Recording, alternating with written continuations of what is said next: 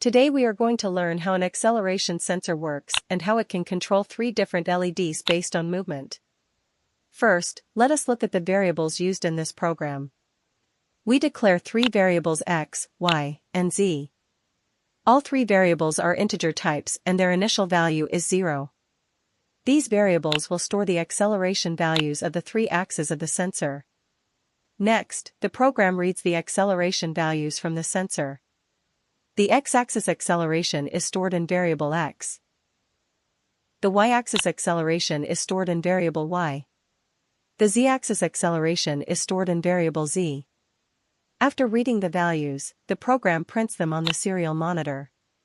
First it prints x value, then y value, and then z value. This helps us monitor the movement values of the sensor. Now let's understand the condition part of the program. The program checks if the x value is greater than 200. If this condition becomes true, the red LED connected to pin 7 turns on. Otherwise, the red LED turns off. Next, the program checks the y value. If the y value is greater than 200, the green LED connected to pin 8 turns on. If not, the green LED turns off. After that, the program checks the z value.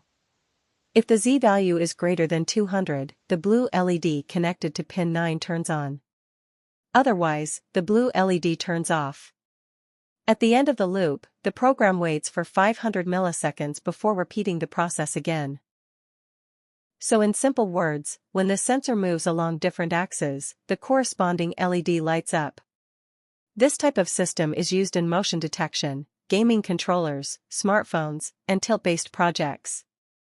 Try this project and see how movement can control electronics.